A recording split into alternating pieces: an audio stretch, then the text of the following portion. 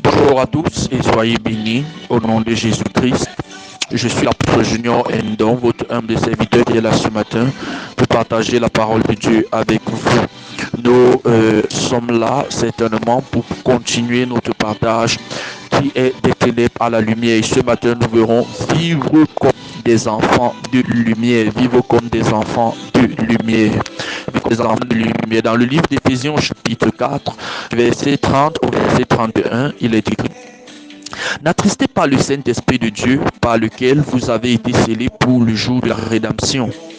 Que toute amertume, toute animosité, toute colère, toute clameur, toute calomnie et toute espèce de méchanceté disparaissent du milieu de vous. Bien-aimés, voici, nous parlons vivre comme des enfants de lumière. Vous savez, il y a une conduite juste que nous devons mener en tant qu'enfants de Dieu. La justice de Dieu n'est pas seulement sur ce que Jésus-Christ a fait sur la croix par sa mort et sa résurrection. Vous vous rendez très tellement compte lorsque vous lisez les Écritures que, en fait, le but de Dieu n'est pas seulement de nous racheter au travers de l'œuvre que Jésus-Christ a accomplie à la croix, de ce que nous devons faire pour y parvenir, mais il y a aussi à cette justice qui est attaché aux œuvres que nous pratiquons. Mais maintenant, il faudrait lever cet équivoque. L'homme n'est pas sauvé à cause des œuvres de la justice, mais en fait, les œuvres de la justice peuvent décrédibiliser l'homme. Par exemple, la Bible nous fait comprendre que quiconque est né de Dieu ne pratique pas le péché, mais il ne peut pécher parce que la sémence de Dieu demeure en lui. Ça veut donc dire que lorsqu'on a la nature de Dieu, en fait, on ne se retrouve pas des œuvres des ténèbres. Mais maintenant, il s'avère que, n'est-ce pas, lorsque tu crois en Jésus-Christ, lorsque tu te donnes en Jésus, tu te soumets totalement à lui afin de vivre sa vie. C'est-à-dire, croire en Jésus implique la transformation de ton style de vie afin de vivre selon le modèle que Jésus-Christ te montre. Ainsi donc, il ne faut pas prétendre dire que, n'est-ce pas, tu es chrétien et tu vis mal. Non, ça veut dire que en fait le style de vie dépend de ce à quoi tu crois. Par exemple, tu ne peux pas dire je crois en la science si tu mets de côté tous les enseignements que la science te procure. Ainsi, tu devrais mettre en pratique à cela pour dire je crois en la science. Ça veut dire que si tu crois en la science, ça veut dire que tu manifestes tout enseignement que la science te donne clairement. Donc il en est de même en ce qui concerne Jésus-Christ. Si tu dis je crois en Jésus-Christ, ça veut donc dire que tout enseignement de Jésus-Christ, en ce moment tu le manifestes, tu le vis, tu l'expérimentes, tu mets cela en pratique. Donc la Bible nous dit donc ici: n'attristez pas le Saint-Esprit de Dieu par lequel vous avez été scellés pour le jour de la rédemption. Ça veut dire que ce passage déjà peut être vu dans plusieurs angles, mais je veux que nous entrions dans le contexte dans lequel nous sommes, c'est-à-dire des ténèbres à la lumière. La Bible dit: n'attristez pas le Saint-Esprit de Dieu par lequel, n'est-ce pas, vous avez été scellés pour le jour de la rédemption. Ça veut dire, ici nous voyons déjà deux parties. La première des choses, c'est qu'on peut attrister le Saint-Esprit. Mais comment peut-on attrister le Saint-Esprit? Vous voyez, lorsque nous regardons le passage qui précède, on parle par exemple, si vous vous mettez en colère, ne péchez point, ainsi de suite. On parle de toutes ces choses. Et plus bas encore, n'est-ce pas, le passage qui suit, qui est à dire le passage 31, la Bible nous dit que toute amertume, toute animosité, toute colère, toute clameur, toute calomnie, toute espèce de méchanceté disparaissent du milieu de vous. Ça veut donc dire que, en fait, attrister le Saint-Esprit de Dieu, que ce soit les versets qui précèdent, que ce soit les versets qui suivent, notre conduite peut amener le Saint-Esprit à être attristé. Or, quelle est la fonction ou alors l'une des choses dont le Saint-Esprit est venu faire? C'est pour le jour de la rédemption. Il est là, n'est-ce pas, pour le jour de la rédemption. Nous avons été scellés pour le jour de la rédemption. Si on dit pour le jour de la rédemption, ça veut dire l'objectif, c'est le jour de la rédemption. Or, quel est le jour de la rédemption? Le jour de la rédemption, c'est le jour auquel nous serons réellement rachetés devant Dieu. Or, ici, lorsqu'on parle du rachat, il ne s'agit pas de l'œuvre que Jésus-Christ a accomplie, mais il s'agit de l'œuvre que Jésus-Christ va accomplir. Pour comprendre ceci, il faudrait voir quels sont les trois aspects du salut manifeste, du salut en Jésus-Christ.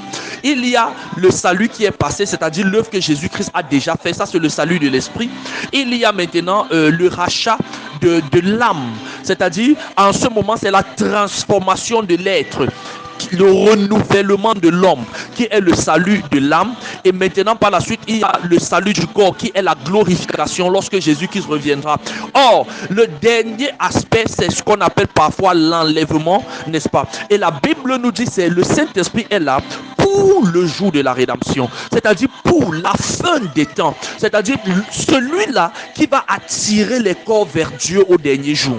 Et si c'est l'œuvre du Saint-Esprit et maintenant tu te retrouves en train d'attrister le Saint-Esprit autrement, il est bien possible que tu ne te retrouves pas en train d'être enlevé simplement parce que tu n'as pas effectué une certaine œuvre. Ainsi donc nous comprenons au travers de ce passage que il est bien possible de perdre son salut si en fait tu ne mets pas en exécution ce que Dieu attend de toi. Ou alors si tu attriste le Saint-Esprit à un certain degré, sa mission peut ne pas être manifeste en toi parce qu'il n'est plus œuvrant de façon significative en toi. Donc là, c'est ce que nous comprenons au travers de ce passage. La Bible nous dit clairement, n'attristez pas le Saint-Esprit par lequel vous avez été scellés pour le jour de la rédemption. Nous comprenons donc au travers de ce passage que, en fait, le Saint-Esprit a un rôle bien défini dans ce passage. Le Saint-Esprit a un rôle bien important dans ce passage. Ainsi donc, il faudrait que toi qui prétends dire je suis un enfant de lumière, tu puisses marcher conformément à cette lumière qui est Jésus-Christ. C'est-à-dire Jésus vient te montrer les lois non seulement qui t'aident, mais les lois qui sont utiles pour le royaume de Dieu. Les lois qui sont le code de conduite du royaume de Christ. Les lois de Dieu ne sont pas comme si Dieu te déteste.